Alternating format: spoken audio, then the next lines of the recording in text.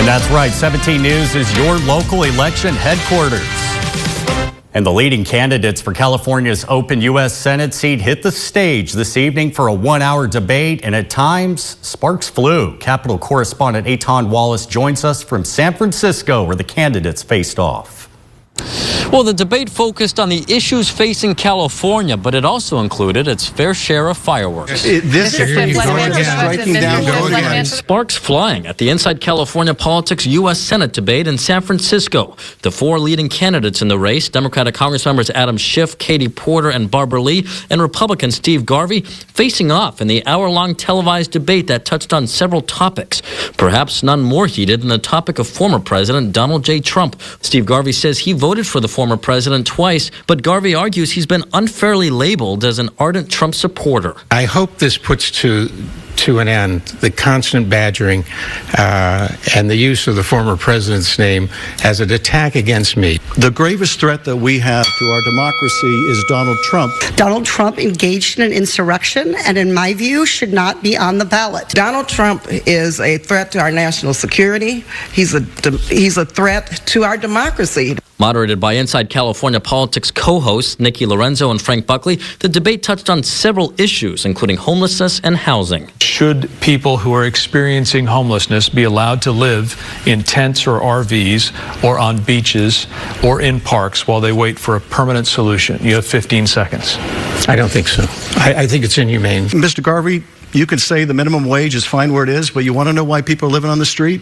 It's because we're paying them poverty wages. This is a problem of making sure that California's biggest challenges, including the cost of housing, become Washington's biggest challenge. And that's what my 10-point plan does. It really harnesses the power of the federal government to unleash that capital that we need to build more housing. We also need an eviction protection policy, and I'm working on that also to get that passed into law. On the crisis at the U.S.-Mexico border, I think that we need to invest in creating a lawful, orderly, humane immigration system. And decade after decade, politicians in Washington haven't done that. We will not have border security until we have comprehensive immigration reform. We need to have a policy at the border that is consistent with our values as a nation.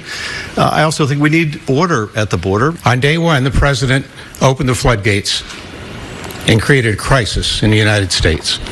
He should be the one to step up and close the border. Steve Garvey did not speak to journalists following the debate, but he did echo this message throughout the night. These are three career politicians who have failed the people. His opponents beg to differ. Many of the experiences that Californians have, I've lived, but I also know how to turn those challenges into policies and funding priorities that make life better for everyone. I don't see Washington doing enough to solve our problems, bringing down the cost of childcare, making housing affordable for our workforce, addressing the climate change. And so I'm really running to shake up the Senate to make sure that it's working for Californians, not for big corporations. We need a doer in the Senate that knows how to get things done.